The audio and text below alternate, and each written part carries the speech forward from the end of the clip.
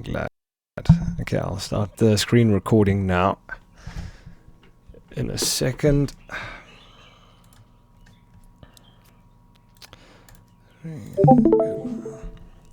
Alright, I am live. You can once again join the stream by looking at my name on the left hand side under the Friday Classes voice channel and follow from there. Right, so let's get right into it. So our homework for last time, which is actually 2 weeks ago, I think now, 2 or 3 weeks ago. So I asked you for the first one to ask the user for a number, then check if that number is even, and then displaying a string stating if that number is then odd or even. Right, anyone who wants to share their code with me? Did you find it easy, the first one? I'd like to see what your answers were. Did you get it working? Or was there anyone that struggled? Alright, I see Christian is typing. Number. Okay, so you asked for the number first. That's a good one. And then if number divided by 2 equals... No. Oh, okay, so you're looking for the floor. Interesting. Alright. And then this output, you get the correct output. Christian, your program works for you? Yes, sir. Alright, that is awesome. Anyone else that wants to share their program? There are a few ways of doing it. Alright, if the others are shy, I shall show my code. Okay, thank you, Mapito. It's a bit difficult to read, but let's see. So you ask the user input, then I cannot see your third and fourth line. I'm sorry, the screen is a bit dark. It's a bit dark. What do you use there? Can you just type line 3 for me? You can type line 3 in the chat so I can just see it. I see the screen is a bit dark.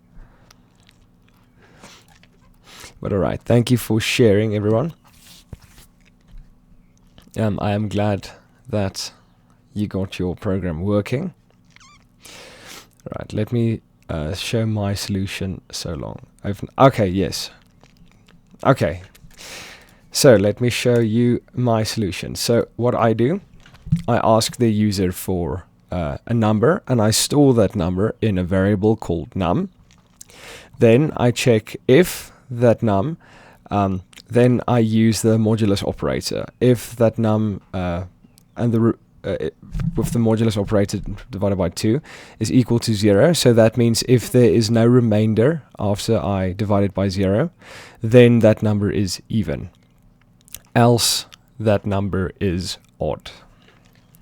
Alright, so question number 2. Create a program that generates a random number from 1 to 10. The user then has to guess that number. The program should tell the user if the guess was correct, too high, or too low, and display the correct number. Okay, Kylie, I'm glad to hear you got it the same as me. Okay, question 2. How did you find that? Was it a difficult question? Did you find it easy? Anyone that wants to share their solutions, I'd love to see how you sorted it. Okay, import random, then you generate a random number. Easy-ish. I'm glad to see that, Christian. Okay, then the user number. Try it. If print too low.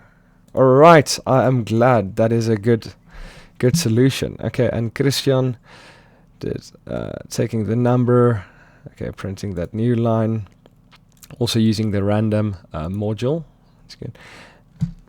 All right, very good. I'm glad to see your programs.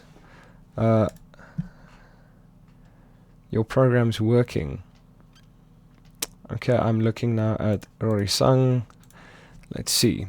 So creating a random number using the random module, taking a guess from the user. Alright, invalid. If guess is above 10 or guess below 1.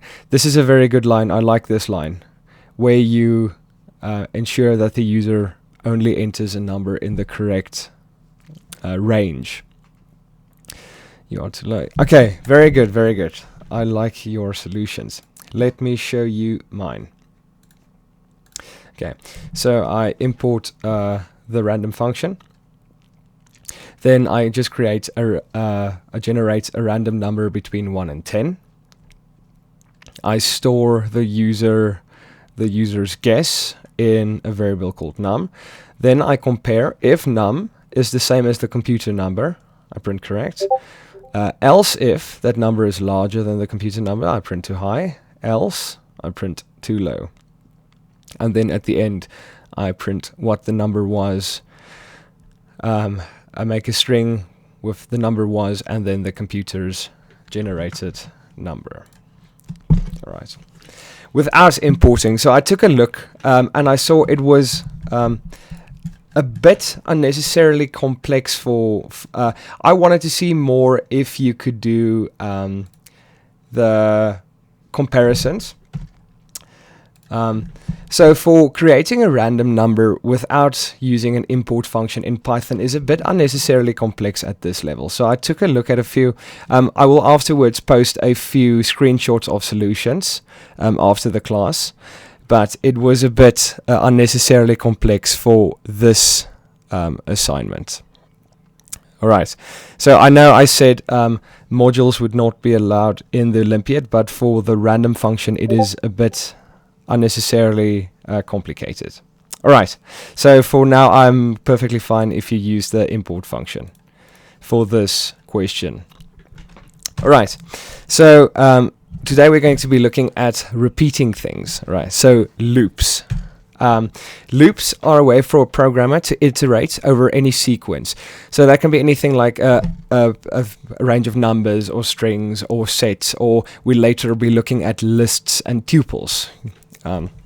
That will be in one of our later classes. Right, so we'll be looking at how to run through a series of any data set. Okay, so there are two types of iterations. You get a definite iteration. So that means it's a loop where you explicitly say how many times you want to repeat that loop, how many times you want to execute a block of code. Then there's also an indefinite iteration. So that is a block of code that executes while some condition is met. The moment that condition is not met anymore, then the loop will exit. Okay, so we can execute a set of statements once for each iteration. Okay, so we'll be looking at for loops for a start. So for loop is a definite iteration loop. That means before we start the loop, we say explicitly how many times the loop will repeat. Okay, so if you can all create a new file for me in your PyCharm, I want you to program with me. So first we'll be making a number. Let's make a variable and we say 10. So I'm making a variable called n and I'm assigning 10 to it. Now I will be looping, so I'll say for, so I'll make I in range 10. Now you'll notice here it works the same way as the if and else if statements.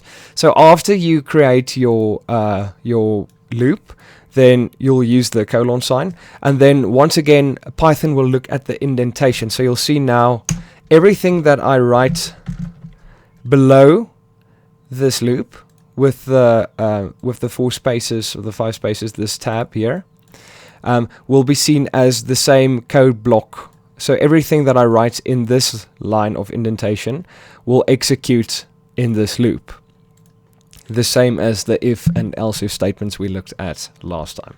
Okay, so then I will be printing I. Okay, so can anybody take a guess what will happen if I print this function? So first line, I create a variable n is 10. I create a for loop. I say for I in range 10, and then I print I. So what will happen when I run this? Okay, I see Keen is typing. Right, it would print I 10 times. Okay, where would it start? Would it start at 1? Would it start at 2, 5? Well, can you type out what you think the output will be? Let me just close this. Where do you think it would start? Would it start at 1? It starts at 0. Okay, let us see. And will it print to 10? Will it print to 9? Where will it stop?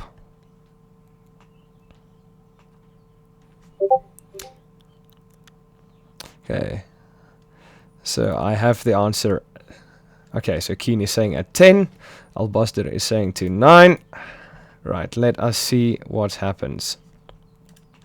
So if I run this code, you'll see we start at 0. So that was correct. But then it prints from 0 to 9.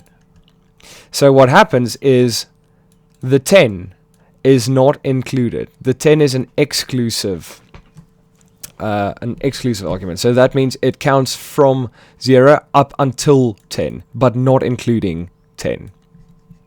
All right. So some good guesses. Thank you. Okay. So as you can see, the output, we run from 0 to 9. So you can see it printed I 10 times. So it started at 1, 2, 3, 4, 5, 6, 7, 8, 9, 10. Okay. So the loop starts counting at 0 and it stops before the n argument in the range. Okay, so we're going to add a bit of code here now. Okay, so let us say here we count until n, so n is 10, as we said there. Now let's start by editing the function, the range function. Okay, what do you expect the output to be now? So I added a 1 in the range function. So I said for I in range 1, comma n. What will our output be now? What is going to change? Is it going to show the same output that we just had? Okay, so Christian says 1 to 9. Keen says 1, 2, 3, 4, 5, 6, 7. Okay. Right, let us see what happens. And as you see now, it started from 1 and it runs until 9. So now we skip the 0. So this will, so any number I put in the first argument will state where we are going to start our for loop from. Okay, this is an optional argument. So that means if I take it out, if there's only one argument, then the range function will work. It will only see this as the up until number where it should count to. The moment I add a second argument, then the first one before the comma will be seen as where it should start counting. So that is an optional argument. You do not have to enter that. Okay, now in your code, I want you... Okay, are we able to start with a negative, like say for I in range -5? Let's see what happens. If I say -5 to n and we run this, then we get, it starts counting at -5, runs all the way up to 9. Right. So yes, you can start at any number. You can start at any negative number as well. Okay. I see Keen is also typing. Let's see. So the first argument, as I said, so we'll create a function called range, and then we add now 2 arguments. We have m and n. So the first argument, m, in this range defines where the loop should start counting. The second argument, n, in this range defines where the loop should stop counting. Okay, but very important to remember, m is inclusive, so that means it is counted. So as you just saw, if I start at 1 or if I start at -5, then that will, if I make range -5 to 10, then -5 will be counted. Whereas n is exclusive, meaning that it is not counted, so the loop will iterate in -1 times. Okay, so n is not included in the count. I see. Could you go backwards, like for in range? That is a very good, can I say, challenge I will give you later on. That I can give you later on. So I'm not going to tell you the answer now, Keen. I want you to go and figure it out. Right. But that is a very good question. That is a fun little exercise you can do. Okay. So now we're going to add a third argument. So in your code, I want you to code this yourself. Okay. So add a third. So we're going to change our code up a bit. So we're going to start, we're going to make Let us see what I did. Okay, so I want 10 to be included, so I'm going to make n 11. So we're going to start at 2. We're going to run n times. But now we're adding a third argument. Let me just see. Oh, what did I do now? Okay, so we're going to run n times, and I'm adding a third argument called 2. So what do you expect the code to do now? What will this output be? So I updated my code. So n is now 11 times because I want 10 to be included. So I do for I in range. Now we start at 2. We iterate n times. It counts in 2s. Alright, let's see what happens. Let's see what happens if I run this. So we have 2, 4, 6, 8, 10. So the third argument. Right, let's carry on. The third argument in the range function allows us to increment with the I with a specific amount. So we can start at any amount. So if we take a look here at this function again, so then we can start at any amount. We can count up until any amount, and then we can count with an increment as much as we want. All right, so the range function is very dynamic. You can use a few arguments in it to make it very specific to what you want it to do. Okay, we can also iterate through a string. So I want you to. So we're going to change the code a bit. I'm going to make the string equal banana. All right. So I'm going to be creating a string called banana. Now I'm going to say for I in string in my string, then I want to print I. So what do you expect this output to be? So I'm creating a string, then I'm going to be iterating through that string, and I'm going to be printing I. So what do you expect the output to be? Is there anyone that wants to take a guess? He says apple. Okay, well, so my string's name, in the string I'm storing the word banana. Yes. Okay, so let's see what happens. Okay, I see Ismail is also typing. Yes, I was confused there for a second with the apple. I thought thought I had a different word. Okay, so let's see what happens when I run this loop. All right, so you'll see it creates a new line for every character. So what happens, it starts at the first character in the string. It prints that first character, and then it's done. It goes on to the next command. So then it looks for the second character, it prints that, third character. So it doesn't print it next to each other. If I would just, for example, print a string, then I would just get the word banana printed normally. But now it iterates through the string, printing every character separately. As you can see here. Okay, so the loop will start at the first character at the B, and then it iterates through every character in that string. Okay, so I have a little challenge for you. I'm going to be giving you 5 minutes for this challenge. I will set my timer now. If you're done sooner, then just say you're finished. Do not post your code yet. So I want you to calculate the sum of the first n natural numbers, where n is a number specified by the user by using a loop. Okay, so natural numbers are 1, 2, 3, 4. It's not. So I want you to ask the user to say how many natural numbers he wants the sum of, and then calculate the sum. And you will be using a for loop as we just discussed. Okay, so I will give you, let's say it's now 15:19, so I'll give you about until 15:23, 15:24. All right, and you're off. If you have any questions, I am right here. I'm just muting my microphone, but I am waiting for you. All right, my timer is set.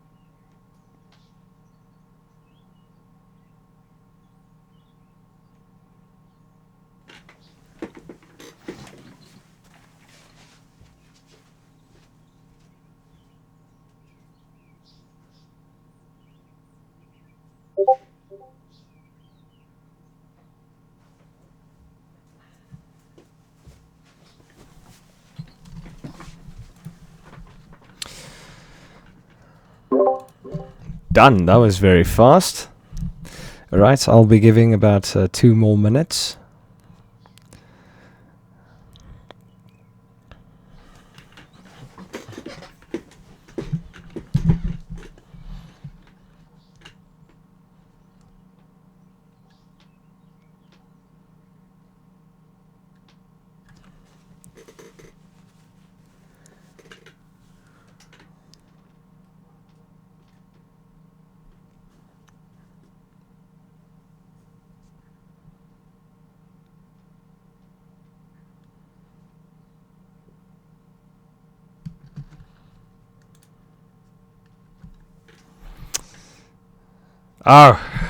That's sorry to hear, Keen.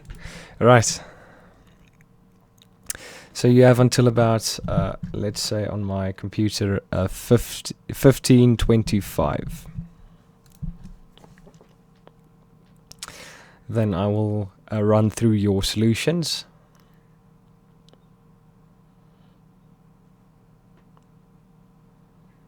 Does everybody understand the question?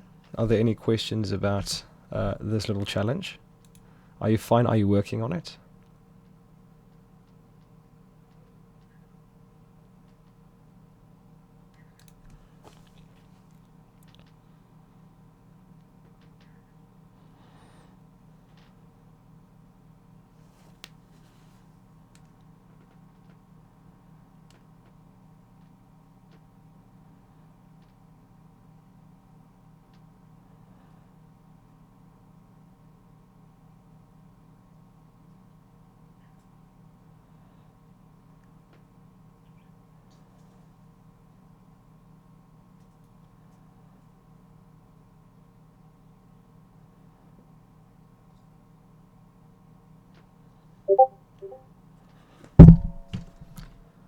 See, this might be a dumb question. What was this I in the range stand for?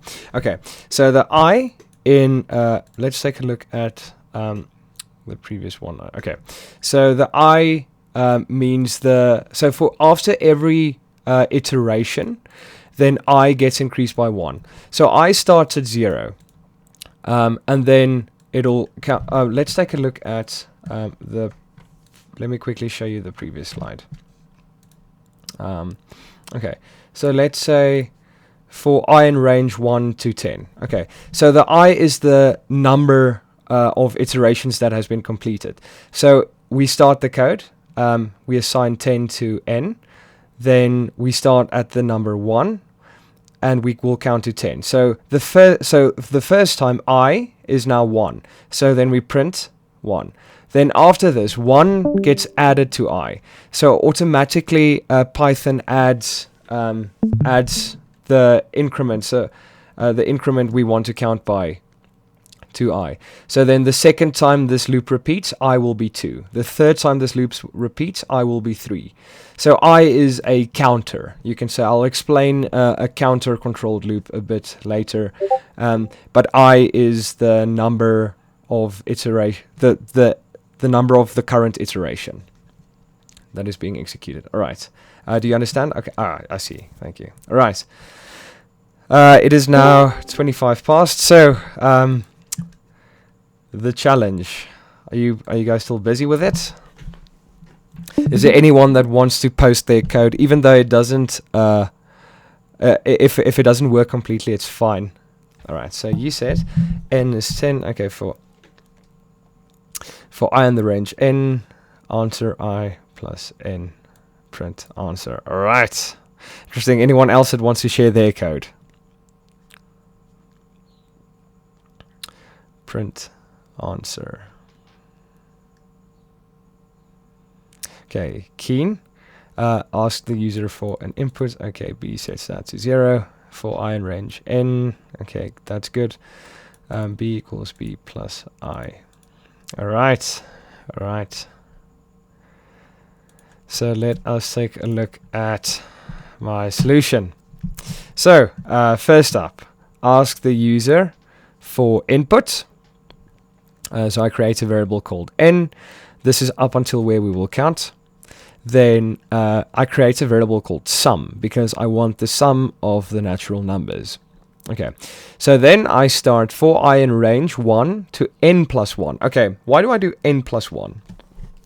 Because I cannot expect of the user to know beforehand if the user is not a programmer and he does not know that yes, as you said, keen to include, yes. So if the user is not a programmer, he will not understand necessarily that it counts to n, that the loop will be done n minus 1 times. So we have to cater to people who do not understand programming for normal average users. All right. So that is why I create a n plus 1. So if the user wants to calculate the first 10 numbers, then we will calculate the first 10. So the loop will run up until 11. So then excluding 11 but including 10. Okay. So then what I do is I take sum, I take my variable sum and I add I to it. So first what will happen is I will start at 0. So sum 0 plus 0 is still 0. Then it goes the next one. It will go, okay, we started 1, sorry. So sum will be 0 plus 1. So then sum will be 1.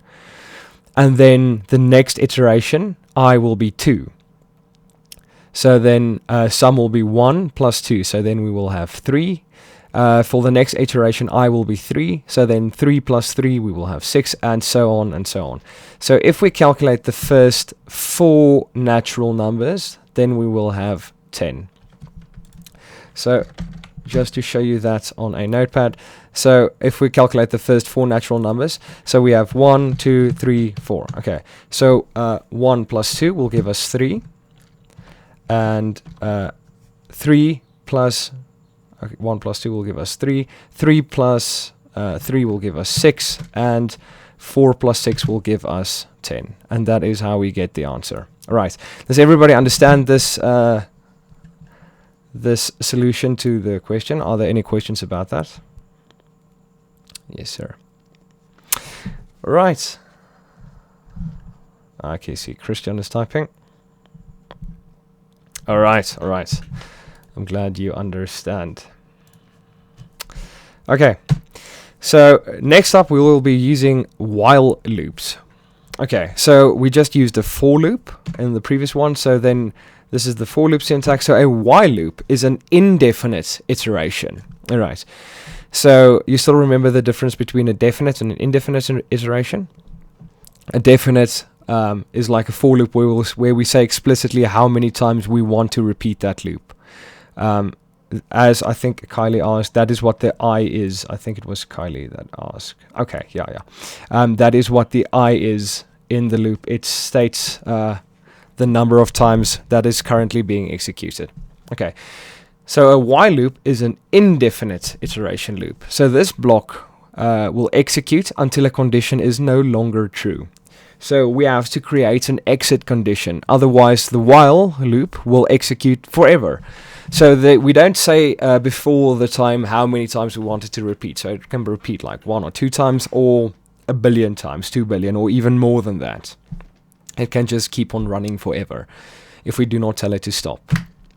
Okay, so for the natural number challenge I just gave you, I want you to recreate this challenge using a while instead of a for loop. So let me quickly show you the syntax. So the same as the previous one. First we start by asking the user for the number of iterations. Now then I also create the variable called sum. I assign it 0. But now for this while loop I have to count myself. With a for loop, Python counts automatically. The I gets incremented by Python. But I now have to count using a while loop. So what I do is I create a variable called I. I assign 0 to I. So what I do then is I say while I is smaller than or equal to n, then it's the exact same as the previous solution. As you see, I add my I to my sum.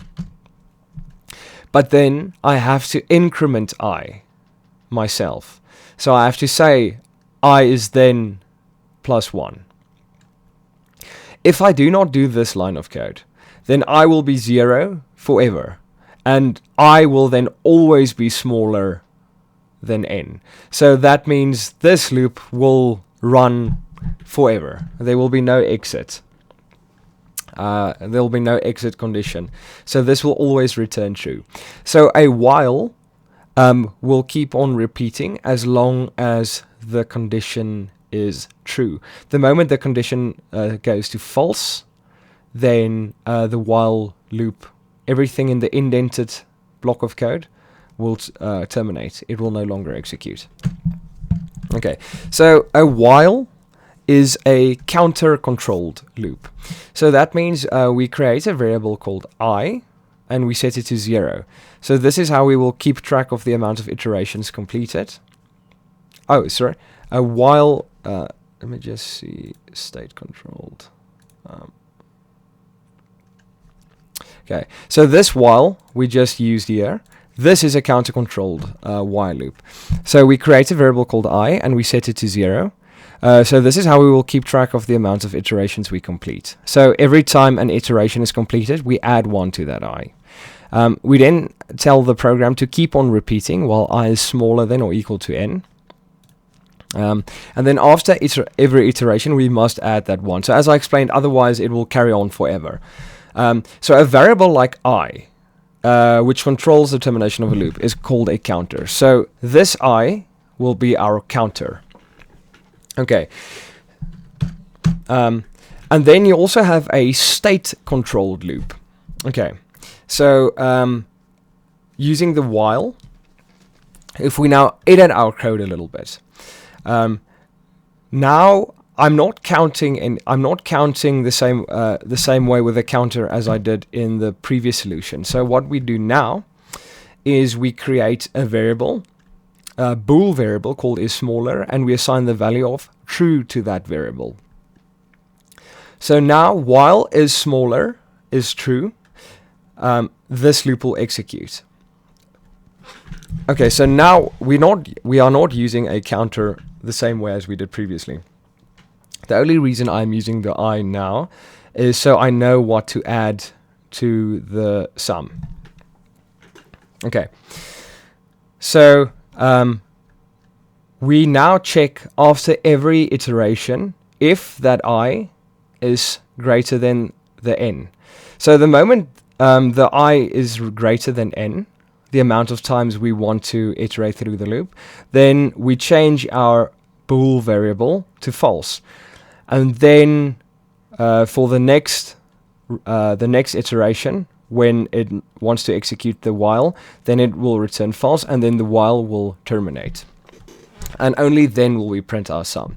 So that is the difference between a state and a counter-controlled loop. So a state looks at the state of a variable of the program to determine if it should execute again, while a counter will only repeat the code up until a certain amount.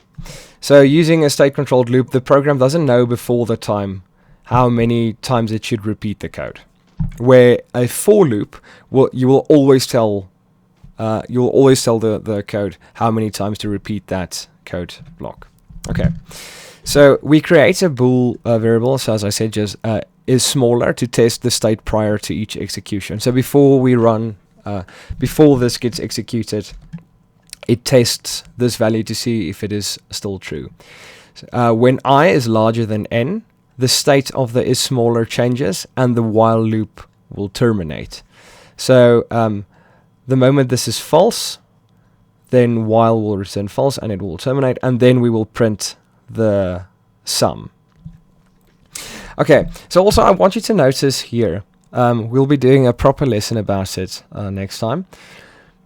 But you see, this is our first block of indented code, but now we also have a second block. So because we're using an if statement inside this block of the while, there is another tab space. So that means this, the isSmaller part of the code, this last line, isSmaller that we set to false. This is a nested block of code. So you can keep on adding tabs to Python to your code, and then every part will fall under the previous line. All right. So that means this if statement, this is smaller is set to false, will only execute once this if returns true. It will not execute as part of just the while block of code if this is not true. All right. So a counter-controlled versus the state-controlled. So a counter-controlled loop uses a variable called the counter to keep track of each iteration. So that is the I in the for loop, or the I in our first solution. Okay. So it keeps track of every iteration that has been executed, and it terminates that loop once the amount of iterations has been executed. All right. So a for loop then is always counter-controlled, because as you saw in the structure of the syntax of a for loop, it will only execute the number of times that is stated. So for this, if we want to, for example, now do a for loop through a string for the string banana, then it knows beforehand how many characters there are in banana. So it will only execute from the start to the finish. All right. A state-controlled loop does not have a predetermined amount of iterations to complete, but it will test before each execution to determine if that iteration must be executed. So as we saw here, it will check if the bool returns true before it decides if it wants to execute or not.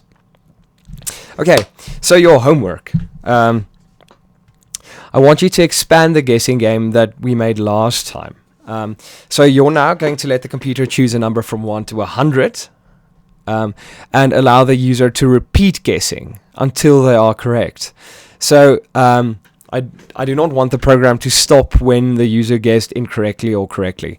It should give them more chances, as many as you, the programmer, wants, or just until they are correct. All right. So every time the user guesses incorrectly, I still want you to tell the user if the number was too high or too low.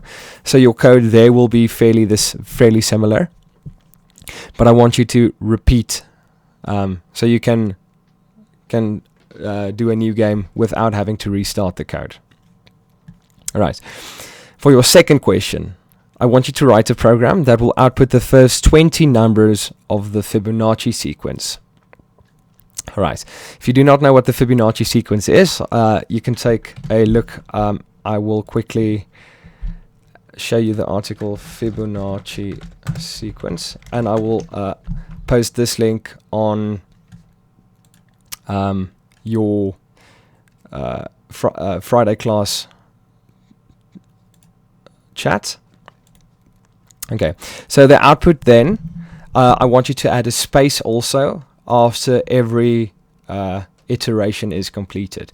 Right, so this is my Fibonacci sequence result. All right, I want yours to look exactly the same.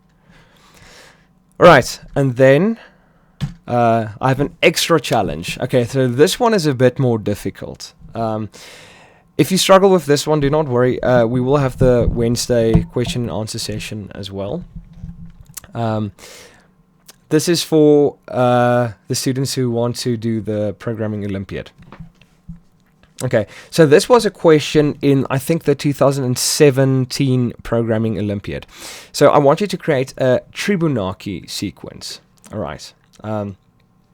Yeah, you can. So once you have done the Fibonacci question, then this one will fall into the, it is the same category. So once you understand how the Fibonacci works, then this is the next level for you. All right. Mr. VM will also be available for assistance with this, especially seeing as this question is more geared towards the students who want to do the Olympiad. All right. So it gives you some examples and test cases to start with. All right. But this is a fun little extra challenge. It is quite difficult. But I do want you to try it, even though if you can't figure it out, then we will discuss solutions for this next week. All right. Any questions about the work we did today or about the homework? Is everyone fine? Okay, I see Christian is typing.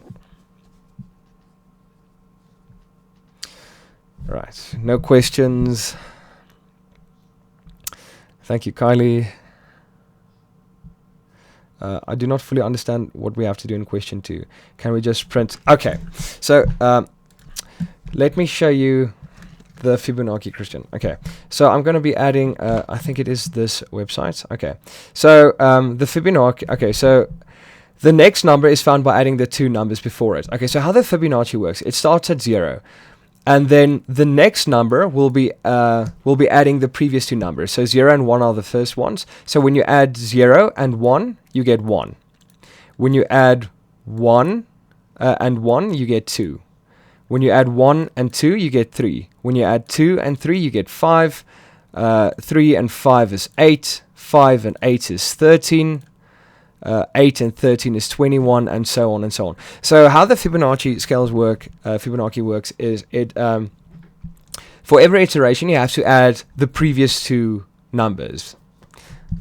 Okay, and then you can carry on with that indefinitely as long as you want. As you can see, here's a longer list.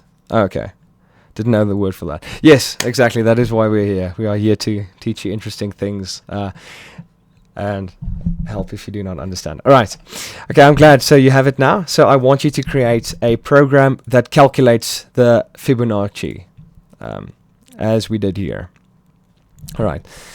So you will be using a loop to do that for me. Okay. So any other questions?